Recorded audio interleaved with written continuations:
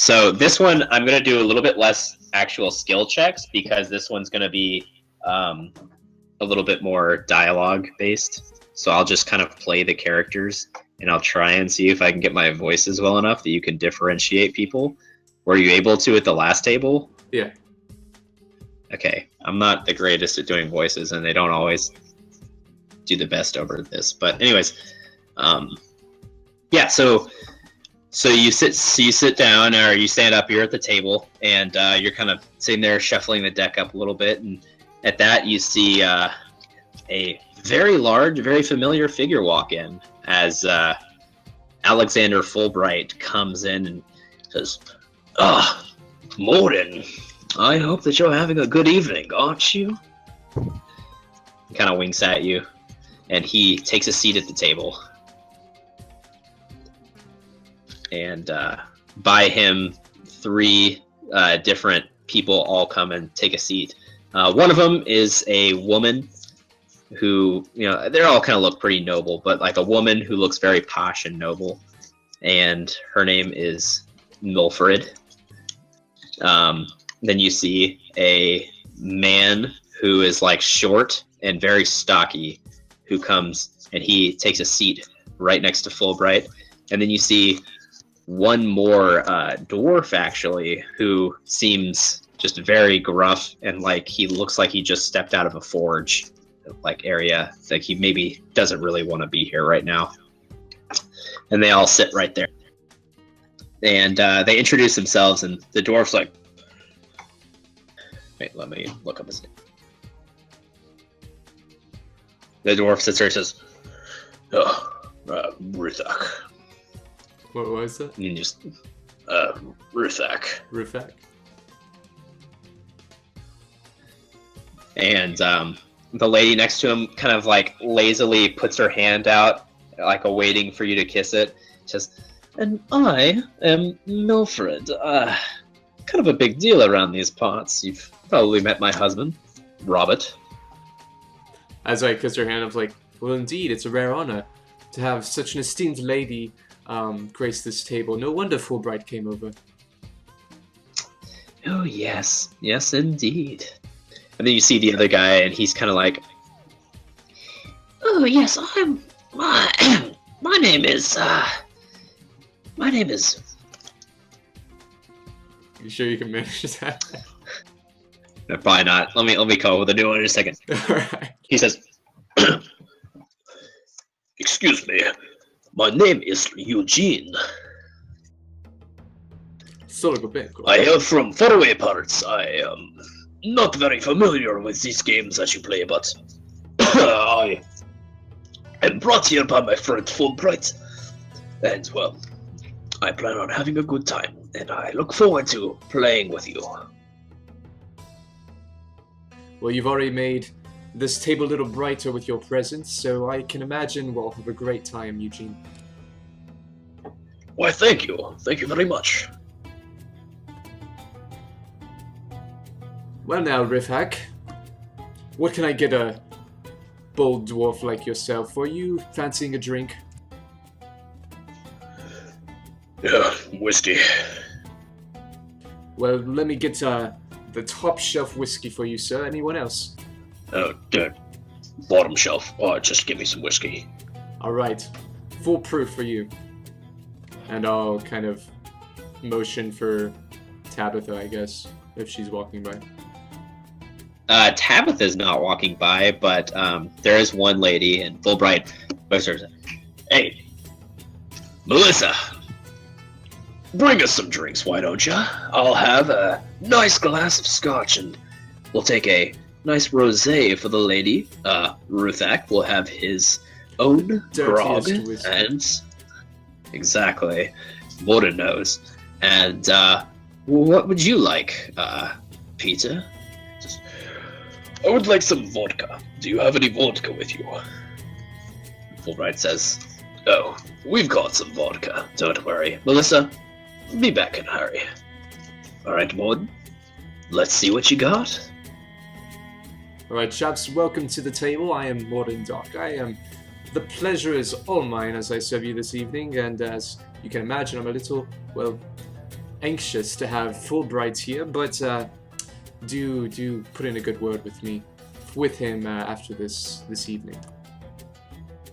Oh, well, I imagine that the word will be put in by you, right? I mean, you are up to snuff, right? Only to some. So I'm gonna start dealing, and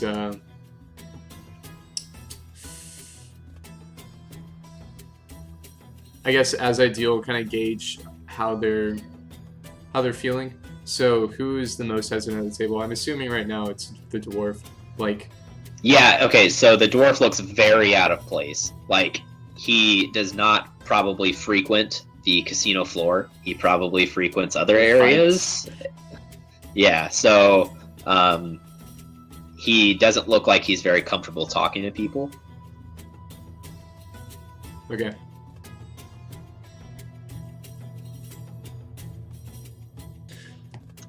Hello there, Rifak. How can I make this a little more interesting to you? Are you into the blood sports? Well, I've dabbled. I have some clients who've made it pretty far within the blood sports. And then, oh, Ruthak, you are being modest. Ruthak here has an immense skill in blacksmithing. He is, and always has been, my number one. I pay him handsomely, but honestly, he doesn't have much of a need to ever leave. He loves blacksmithing, but occasionally I make him get out of that dusty old basement and come up here for some drink and some fun. Right, Ruthak? And he just kind of is like, yeah, looks uncomfortable.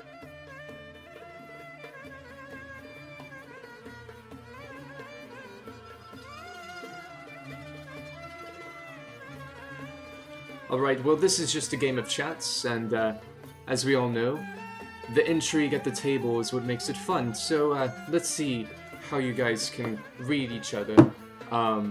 My bet right now is on Ruthak. He's got quite the poker face. Ugh. Well, thank you. And he just kind of like looks at you and kind of flips you a coin. So, That's for my continued luck. And for that grog to get here faster.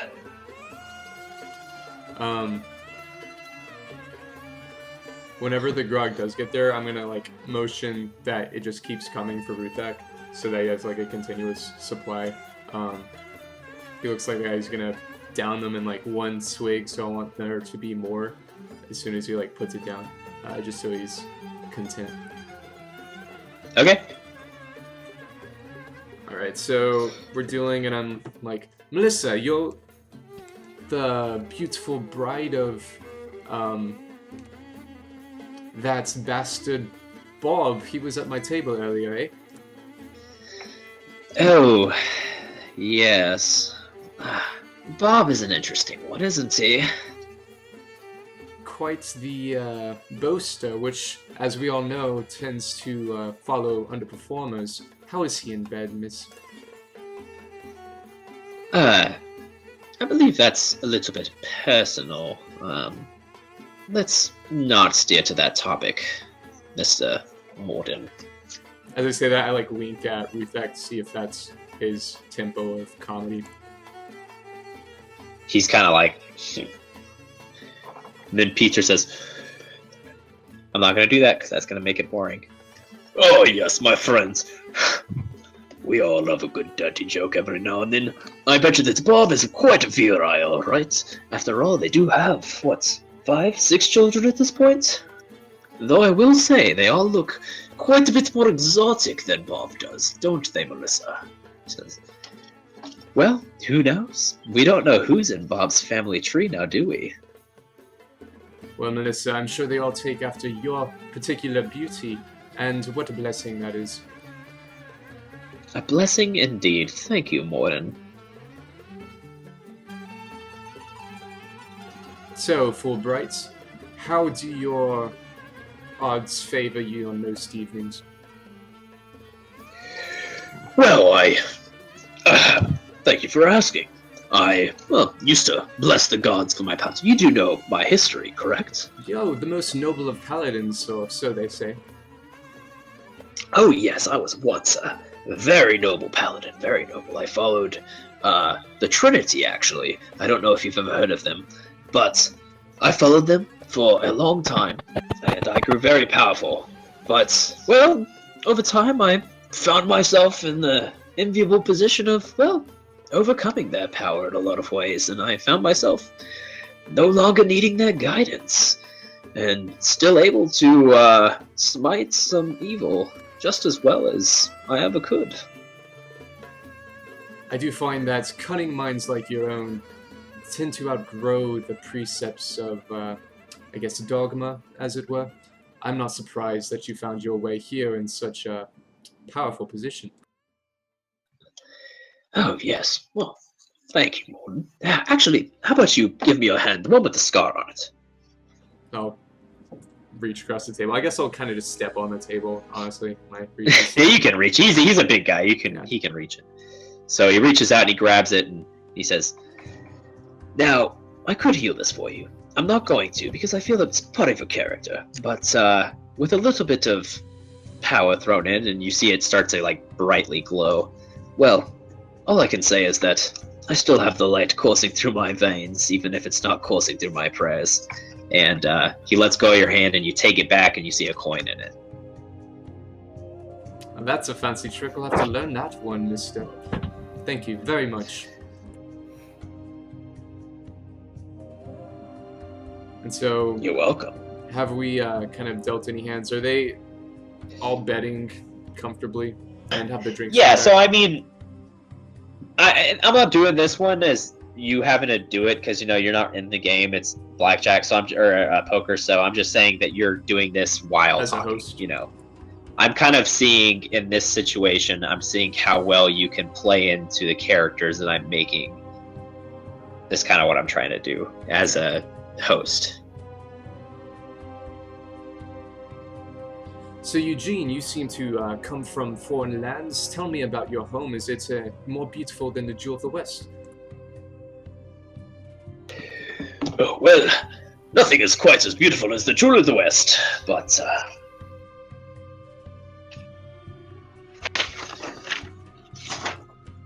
I will say that Izusta can make quite a lovely place in the winter. It's they have quite the temperate climate, and as you know, it is the capital of all of the Artavel. Maybe someday you'll find your way over there, over the Zerian Plains. Hopefully I can get into your good favor enough to be able to spend the night there and host a card game or two for you. Well, if you keep going in the manner that you are now, I can assure you, you will be invited. So how are the drinks for everyone this evening? Ruthak, was it? You seem to have finished that dirty whiskey right up. Yeah, I could use another, actually. Whenever you chance. Fortunately, we have that right here. I've paid the waiters to keep 2 eyes on this table, and I do hope you appreciate that. And he kind of looks at you and looks at Melissa and takes the drink and sips it and nods approvingly and puts down another coin and says, Just keep them coming, Dark Eye.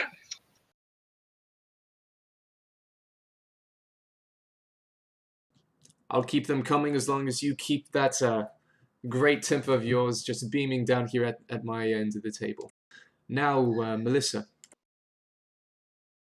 Before Yes. I actually met your husband, he tends to go hard in the very beginning and then kind of puckered out towards the end. He left the table in quite a flurry and quite a huff, and now he's up on the top floors. Does he do that often? Well, I sure hope you didn't steal all of my money, Morden, Dark Eye. Well, if he stole any of it, I'll make sure you win some more back at this table. yes, let's do that. And you can see she's kind of like leaning and like looking at you. Seductively. Yes, let's see to that, shall we? And as for my husband's extracurricular activities. Let's just say that they are well known, well documented, and, well, out of my mind, and well, I'd prefer to not be brought up again.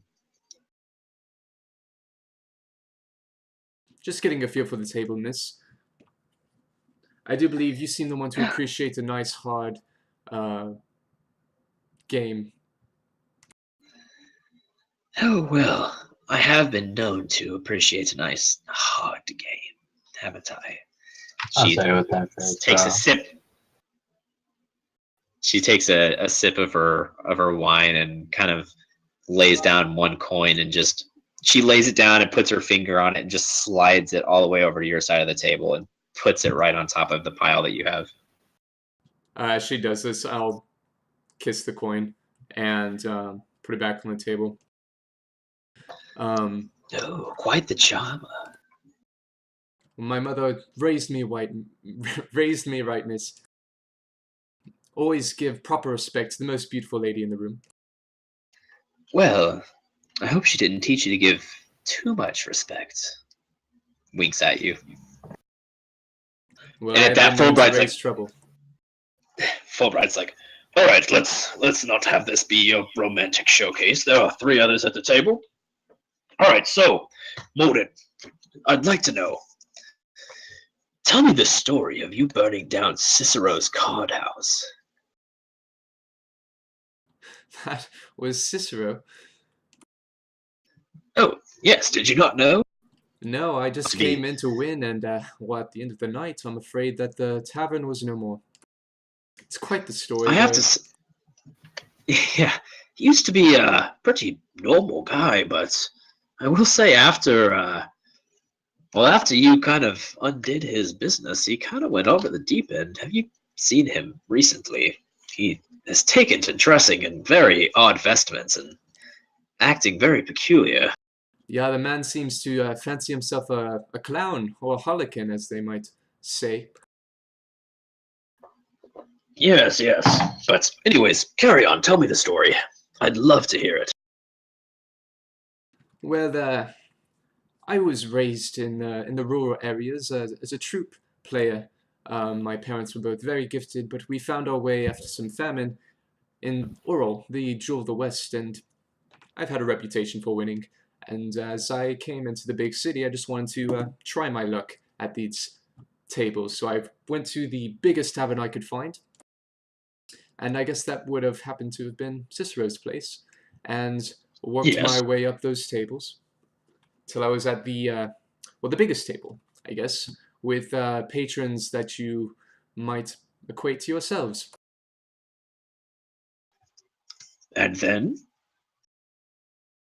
Well, I kept winning, and that didn't really take favorably with the other players at the table, and they suspected me of cheating, of course, which, how can I say otherwise? They couldn't prove anything, and it turned into something of a brawl.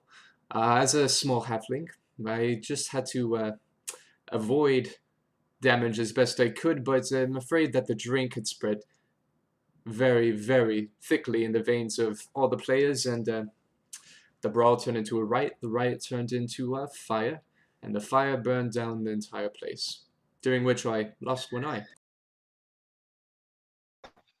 Interesting. Interesting indeed. And yes, so, sir, I must ask, how were they trying to accuse you without any sort of proof? Surely they must have had some sort of proof against you. Well, I was a newcomer to the table, and whenever a newcomer is winning, there tends to be suspicion. Ah, so you made the classic beginner's mistake Yes, to You have don't too much threat- luck. before. Well, yes, but you also didn't make friends before having too much luck. And that is a lesson that you must learn. If you are to succeed in your luck streak, you must have powerful friends like Master Fulbright right here. And Master Peter, like you, of course. Oh, I'm nobody. Maybe in Azusta I would be a powerful friend, but here I would not be the one to know. I hold very little sway. I am actually here just on business dealings with Mr. Fulbright. Nobody at my table is nobody, sir. I am honored to have you. Well, thank you for that. Pity for your thoughts. So, Ruthak, is the whiskey staying its course? Do we have a nice fountain of liquor for you? I don't know. I'm starting to think that they're watering it down or something. You got anything to do with that? No, sir. I make sure that only the highest proof will get to my table. I will put in a word. Yeah, how about you put in a word next time Melissa comes back over here, alright? I don't trust that bitch. Alright, so is Melissa near the table? Yeah, sure. Yeah, like, Melissa. Surely we have Yes. something a little stronger for our dwarf friend here. He is made of rock and boulder. Now, hold up a second here. I didn't ask for something stronger. I asked for the appropriate strength of my drink, which I'm not getting right now. Oh, you heard the man. He wants the appropriate strength. The dirtiest whiskey. The bottom shelf. Molly. Yes, and might I ask, who are you? And say what you're going to say, and then you're going to have to make a diplomacy check on this one. Well, I am only the second luckiest man at the table. As I see your beautiful face, I am thinking it would have been a pleasure to be served. But my name is Morden, Dark Knight.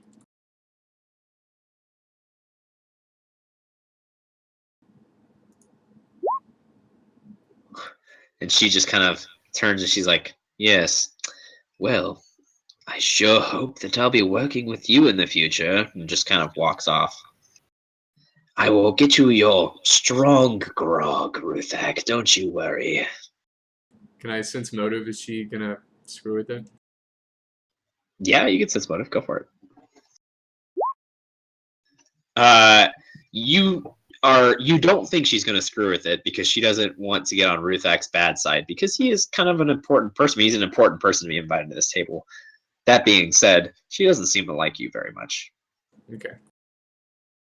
I'm gonna make sure that I'm like giving her half my tip. Okay, yeah. Discreetly, but So enough Melissa's for like, her to know. Melissa looks and says, so the second loveliest person at this table? Is that what I heard you say? The second loveliest, of course, that leaves you at the top, ma'am.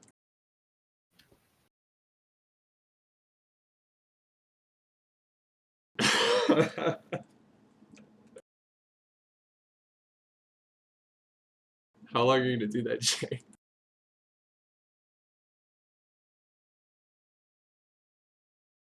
Late at night? No, do you have a...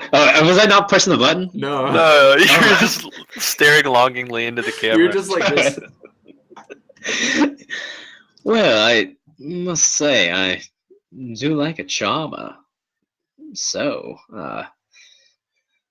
do you have a place to stay tonight? And Fulbright's like, Listen, alright, listen. We're not gonna get into this one right now, alright, Melissa? Listen, can you quit being such a whore? Alright, Jesus Christ.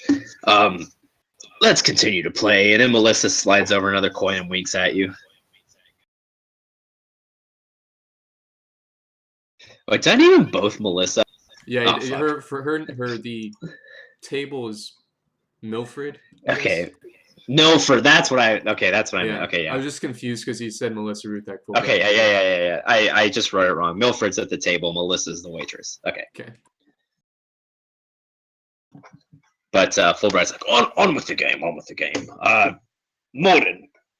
So, I've heard you've been on some adventures recently. Why don't you recount them to us? I love me a good tale. Well, do you want a story of adventure or maybe a tale of woe and horror? Oh, adventure! All right, then. You've been to the, I guess, somewhat charming land of Oasis. It's run by this rather Yes, Oasis. obsequious All right. man. I know that Tut is in charge of that, and I know I'm in charge of Tut, but that doesn't mean that I like the man, alright? There's a reason why I have him 2 fucking weeks ride from here, alright? So don't you compare me to him. No, sir, indeed, he is one of the slimier men I've met, but he had us go Alright, thanks. on. Just making sure, just making sure. I would not connect you with him. It is no wonder he's so far away. But have you ever heard of the basilisks in the region? He wanted us to go on something of a reptile hunt, desert animals and such. Yes, that makes sense. He is kind of a weird guy like that, but why would you go? Did he offer you something? Oh, he offered us a gold, but I am always kind of in it for the He, adventure. he offered you gold? How much gold did he offer you? I must say, it must have been close to 1,000. In trouble. He offered you 1,000 gold? Yes, and was it a piece? I can't remember. There were Oh my 4 of us god. on this journey. That motherfucker. Alright. Anyways, go on. I will have to deal with that later, but go on. All right, so here I was with my companions. We had a brave cleric with great hands in the healing arts. We had a Good old Felix. good old Felix, the luckiest man I know. That slimy bastard. Alright. Oh, yes, he had me thinking he was but a young lad coming from a bohunk town, but that's a different story. So, Felix likes his characters. yes, he was quite into the roleplay. And I was with Sir Efor, this great barbarian. The man could have some of the wildest sex I've heard. And I've been many, many rooms away, and it still will wake me up at night. As I say this, I Roleplay went down. and wild. Yeah, roleplay and wild sex. I'm starting to like this story. Indeed, quite the interesting group whenever the nights get a little cold and lonely. And then there was this this elven bloke named of Galadio, the most racist man I've ever heard. Couldn't stand orcs, man. That he hated them. He had this creepy He little hated bird orcs? companion. No, I've had some of my greatest friends have been half-orcs, and they are a noble folk. How could he not like it? You associated with this man? Well, let me continue. Let's make him the villain in this story. And also, Let us indeed. a man. Why, named have you Rex- ever met Dagrock by any chance? Dagrock Shag. Dagrock, he is quite the roguish character. The man can pull a coin trick on me, and that's not a light feat. Oh, so you do know Dagrock. Listen, Dagrock and me go way back, and I don't mean to interrupt your story. Dagrock is a very good man, and a very good person to know, I must add. I will have to become better acquainted with him if he is No, it's within your inner Dagrock circle. Shag. It wasn't Baz Shag. No, we were talking about Baz's last name because he asked it for it. Ooh, just say they're brothers. Who gives a shit? No, Dagrock Shag.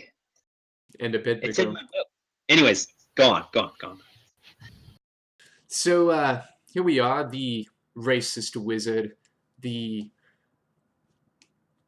horny barbarian, and Rexithil, a paladin of the esteemed Trinity Order, like Sir Hold up, Fulbright. did you just say a paladin of the Trinity?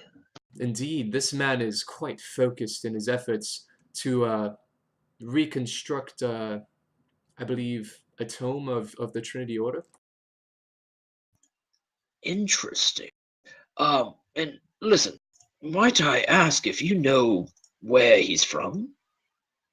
I can't say.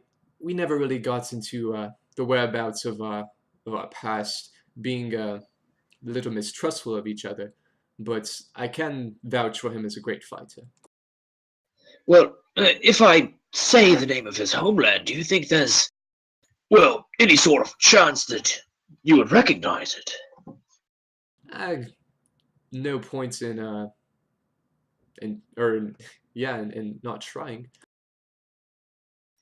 Has he ever mentioned a place called the Broken Forest and a person named Caiaphas by any chance?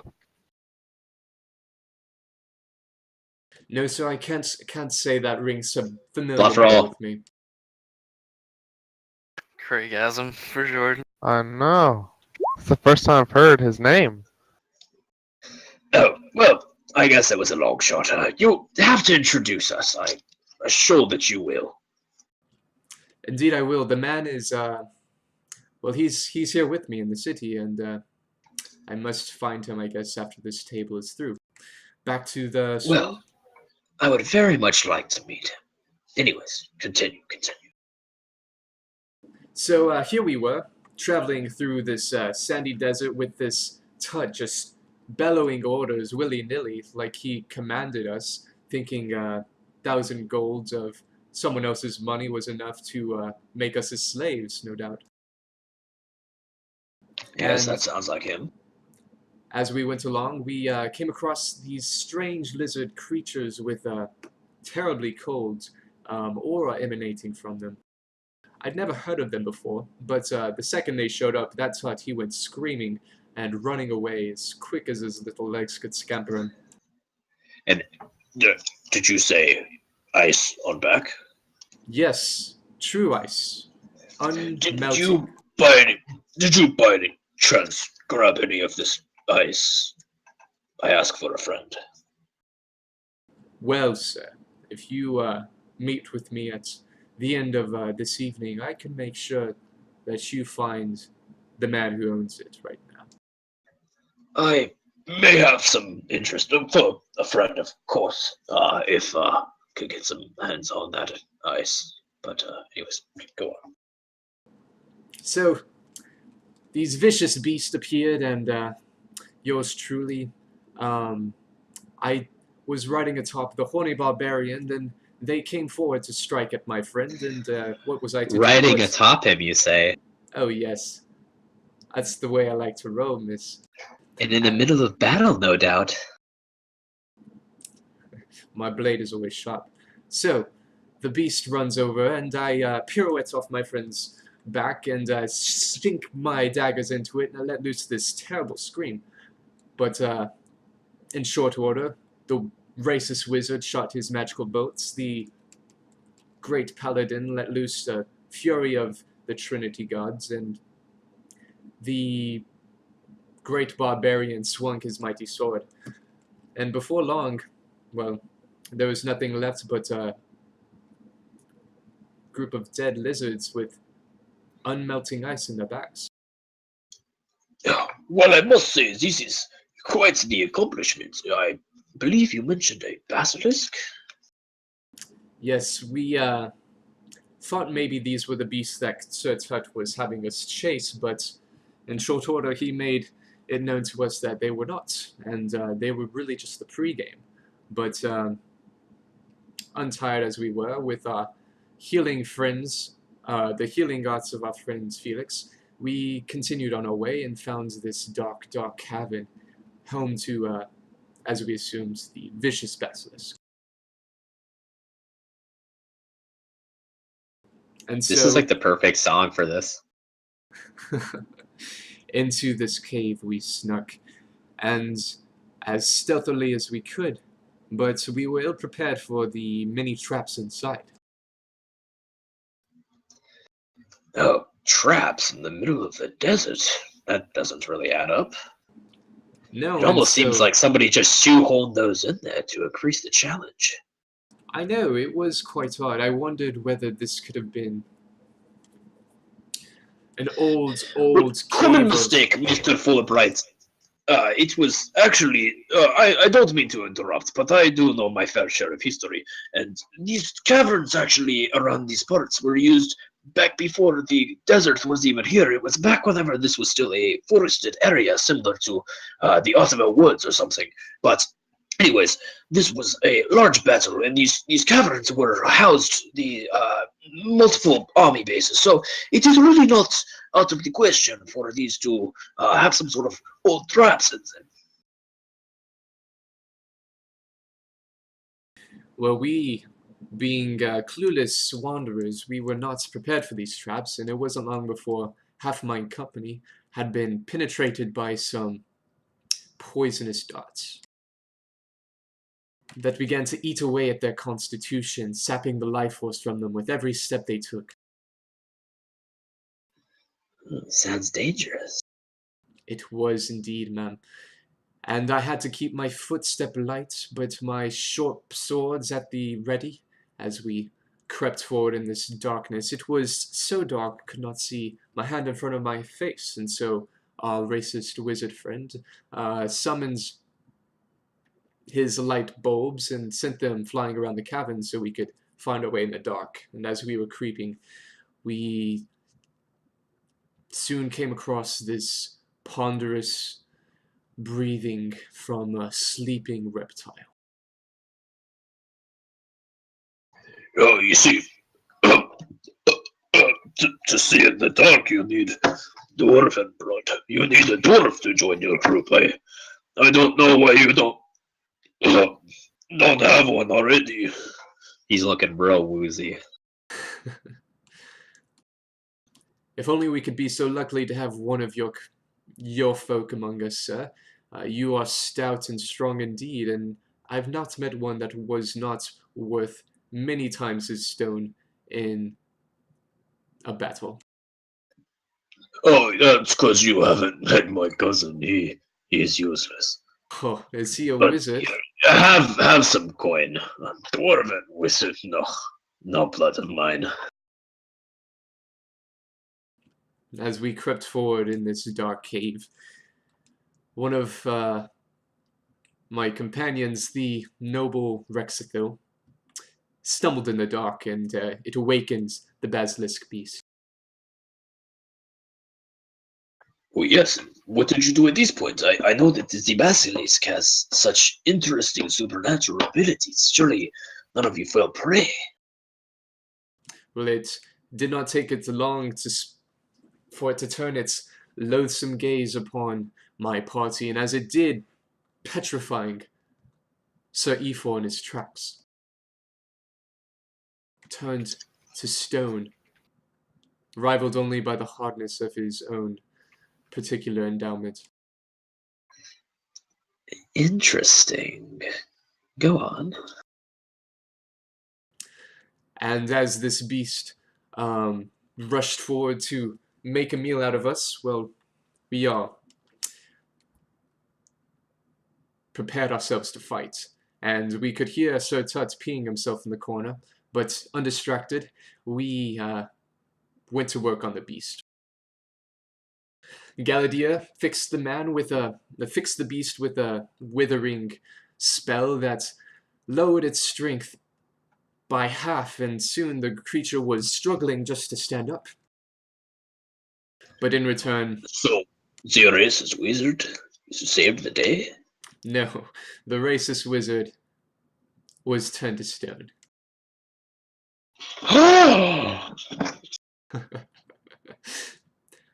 And as he was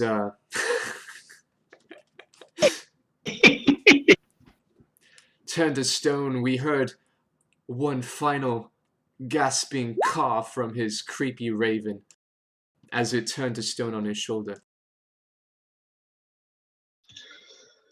Oh But I my was God. not to become similar prey for this basilisk, so I took forth my daggers and I plunged them into it, and as I did, we noticed that the blood, as it was swept from my strike and it splattered upon Sir Efor, the basilisk blood began to undo the spell of petrification on the barbarian. Interesting. Indeed. And as we fought valiantly, and it began to, one by one, start to petrify everyone in the party. But being clever, I coated myself in its blood and made myself immune to its gaze. And then, with a yell of halfling fury, for we short ones have to make up for our heights and courage and other ways. I sent my my daggers into its heart and let loose the electrifying currents that fried the beast in its tracks. Now, that is an interesting idea, but would this electricity not render its blood less useful? Yes, for although we had found that its blood could undo the effects of its vile gaze, we soon realized we did not have enough for everyone. And so we were left with a petrified Tut, a petrified racist wizard, and only enough blood to save one. Oh, please tell me you saved Tut. I do not want to find somebody for that place. Well, you may rest easy, for on not seeing my racist wizard companion had been turned to stone, I rushed over to um, save Tut and my own um, reward for slaying this basilisk beast. Yes, this is justice for his cold, stone-like heart. And at this point, you see Ruthok. He looks like he is having an aneurysm. Like he looks like he's really wanting to say something, but he's enraptured with your story, so he isn't interrupting you. Ruthok, please don't let my story stop your tongue. What is it that you would like to say? Did you, excuse me, did you get his eyes by any chance? Did you get the basilisk's eyes? The basilisk Please. crystal eyes. Yeah, yes, did you get them? Do you have them? I'm afraid, sir, that slimy Tut scampered away with the prize. Oh, god damn it! And at that, he just passes out on the table. Which, Fulbright, I'm sure you'll be interested to note that he had no intention of letting you in on his grandest prize in securing these basilisk eyes. Yes, I will have to have an interesting discussion with him in the next couple weeks. This morning, I was pleased and I enjoyed our conversation very much. Have one more coin on me, as always. They are all free for you to keep. I must make my leave, as I must carry Ruthak back down to his chambers. And I'm sure Milfred and Peter will also be taking their leaves. Morden, I will see you again tomorrow for the final test. You'll have Felix introduce you. But I will say, while you did not start strong, you did have a okay finish. And he puts one more coin on the table and he just like easily, just with one hand, just easily picks this large dwarf up onto his shoulder and just carries him like he's carrying a pillow. As he says that, And I'm going to make Peter, eye contact with Milford and say, yes, I do tend to finish strong.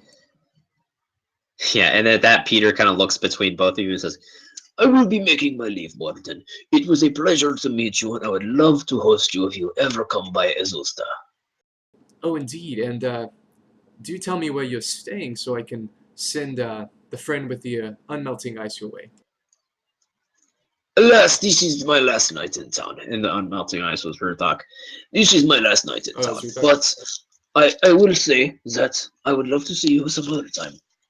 You will just have to ask for Peter. I am well known in Azusta by many folk. and at that, he says, Now I must take my leave. and he leaves.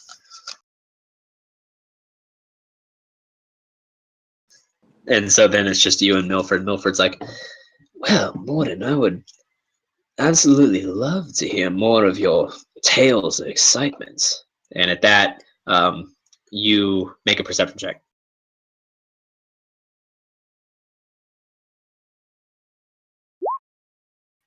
Okay, you notice Felix looking at you intently. And it almost seems like he might be trying to tell you something, but you don't know what. Okay. I'm gonna be like, Milfred, the only thing more exciting than my stories is probably your face. But before, let me see if I can secure some time alone with you by talking to my friend Felix over there. All right, so you walk over and she's kind of like looking at you, and Felix is like, All right, man. You gotta go. This, I'm not gonna say it's part of the test, but I'm not gonna say it's not part of the test. You gotta lay it gently. And don't make that a double entendre, because it wasn't meant to be. So you're saying I have to dismiss this lady's interest? I would say that it might be in your best graces to do that.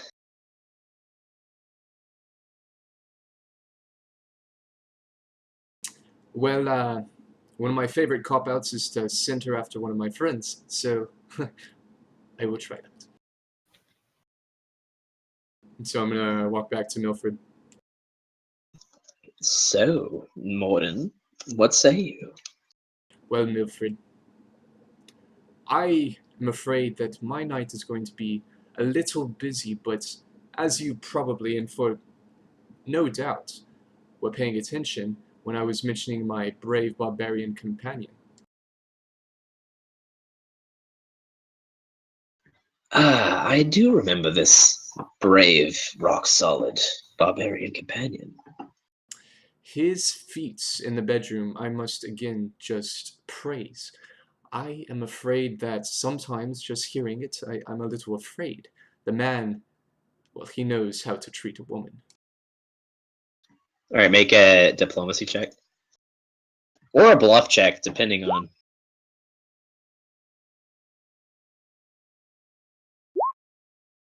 Holy shit! Yes, I must say that you paint quite the portrait with words about this friend of yours. I must ask, where might your friend find himself on this fine evening? And okay, and I'm only doing this. I'm only doing this because you just rolled the natural 20. At that moment, E4 steps through the door with Oh no. that Oh, no. gnome. At that moment, and you notice it.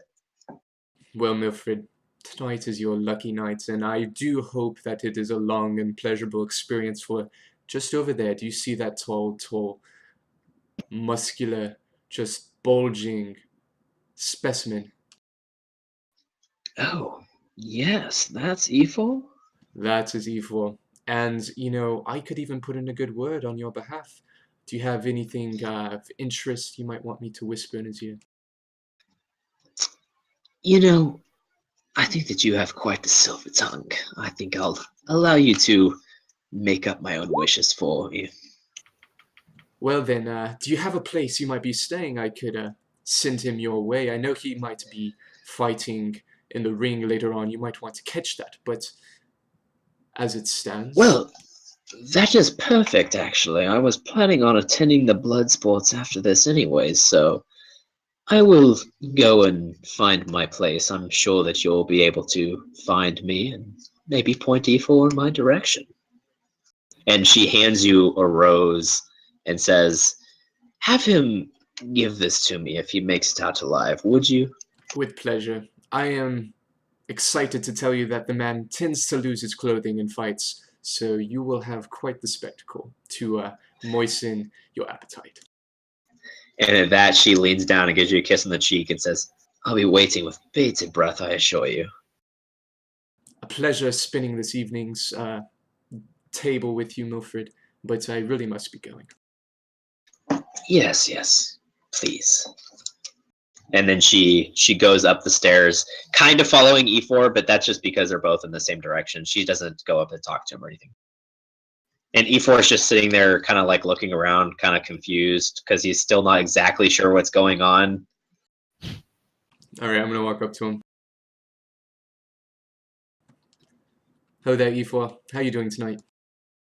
Hello, halfling friend. It feels like only 5 minutes ago I saw you. Only 5 minutes. I feel like I've been here for hours.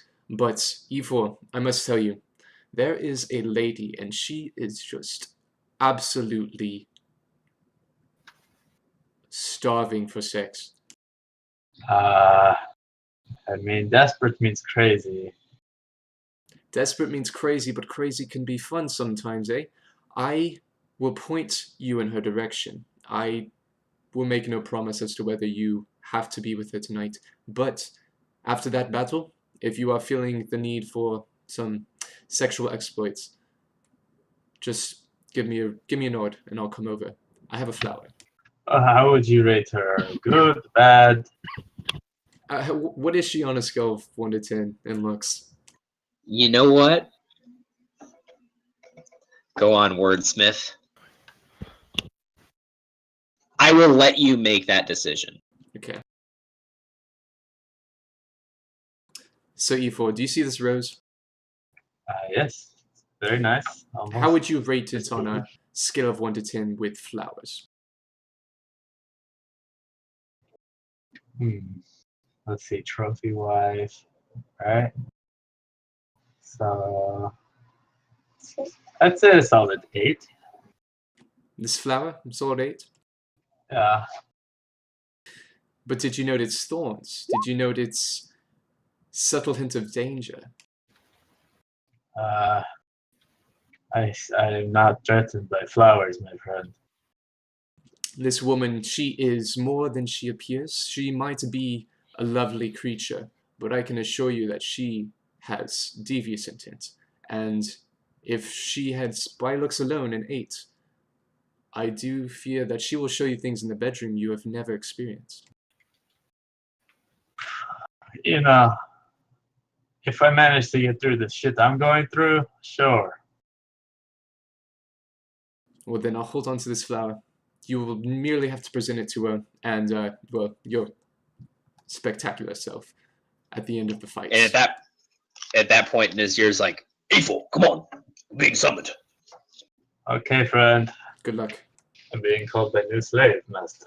I don't think you'll need it, but fight for me, please. Romantically or? Just Oh no, I get. yes, Yeah. as friends. all right, Alright. so at that point, E4 starts going up, and Felix comes back over to you, Morden, and says, all right, we should probably Get out of here and get to bed tonight.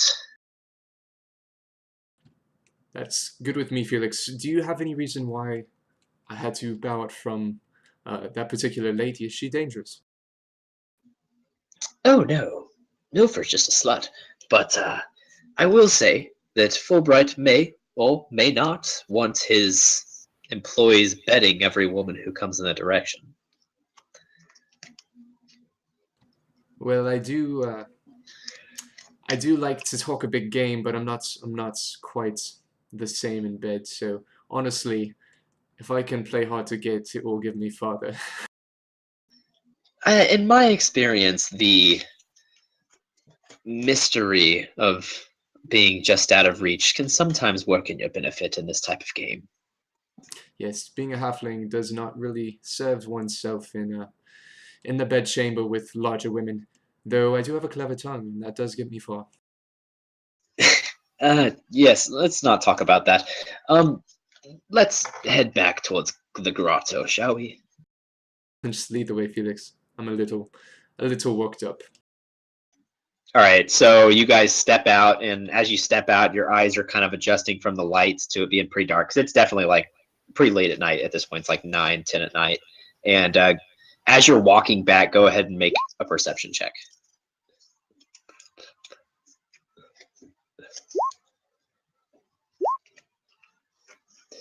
All right, so out of the corner of your eye, you see somebody skulking around the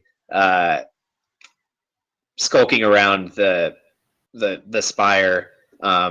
He looks a little bit familiar. You see a little bit of a ponytail out the back, but he also looks as though he's trying to not be seen. Felix, we gonna mention Hinate over there?